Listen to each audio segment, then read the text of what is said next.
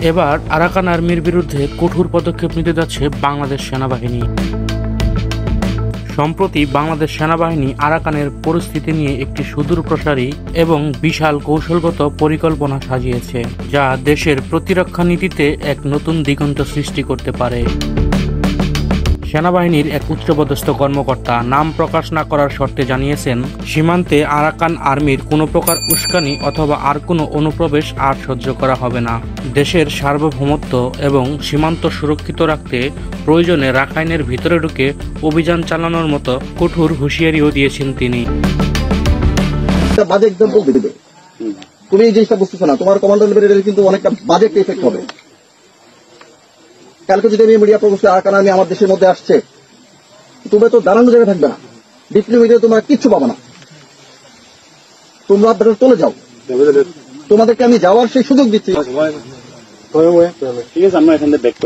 সেনাবাহিনীর এক বিশ্বস্ত সূত্র থেকে জানা যায়, বাংলাদেশ সেনাবাহিনী আরাকান আর্মির প্রতিটি কার্যকলাপ নিবিড়ভাবে পর্যবেক্ষণ করছেন এবং তাদের গতিবিধি সম্পর্কে সম্পূর্ণ ওয়াকিবহল।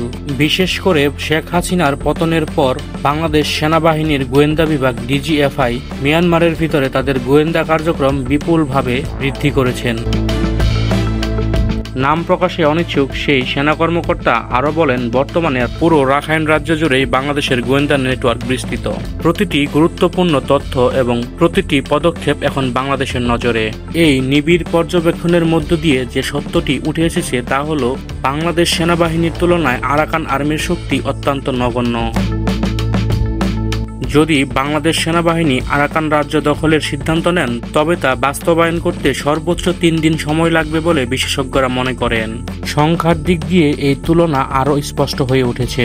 আরাকান আর্মির সৈন্য সংখ্যা মাত্র 15,000 থেকে 20,000, যেখানে বাংলাদেশ সেনাবাহিনীর নিয়মিত সৈন্য সংখ্যা 1,70,000-এরও বেশি। শুধু এই বিশাল সৈন্য সংখ্যাই নয়, বাংলাদেশ সেনাবাহিনীর সক্ষমতা আরও বিস্তৃত। নৌবাহিনী, বিমান বাহিনী, আনসার এবং বিজিবি সহ সক্রিয় সদস্য সংখ্যা আরও অনেক বেশি, যা প্রায় 70 লক্ষাধিক। এই বিপুল সদস্য সংখ্যা বর্তমানে রাখাইনে বসবাসকৃত জনসংখ্যারও বেশি। সামরিক এবং জনবলের দিক থেকে এই বিশাল ব্যবধানের জন্য আরাকান দখল করা খুব বেশি সময়ের ব্যাপার নয়। তবে রাখাইন দখল করা যতটা সহজ হবে, সেটিকে নিয়ন্ত্রণ করা তার থেকেও বেশি কঠিন। কারণ আরাকান আর্মিরা গেরিলা যোদ্ধা এবং পাহাড়ে যুদ্ধ করার তাদের অনেক দিনের অভিজ্ঞতা রয়েছে। প্রতিটা দুর্গম পাহাড়ি পথ তাদের চেনা। তবে এই চ্যালেঞ্জ মোকাবেলায় বাংলাদেশ সেনাবাহিনীরও দীর্ঘদিনের অভিজ্ঞতা রয়েছে। বিশেষ করে চট্টগ্রামের দুর্গম পাহাড়ি অঞ্চলে বিপুল সংখ্যক অপারেশন পরিচালনার অভিজ্ঞতা রয়েছে। এছাড়াও বর্তমানে মিয়ানমারের 13টি রাজ্যে গৃহযুদ্ধ চলমান, যা মিয়ানমার সেনাবাহিনীর সক্ষমতাকে গ্রাস করেছে।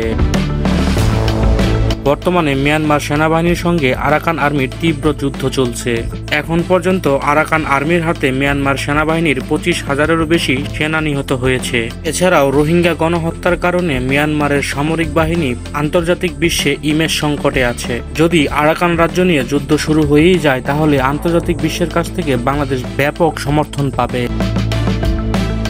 তবে মিয়ানমারের পক্ষেও পরাশক্তিগুলো দাঁড়িয়ে যাবে।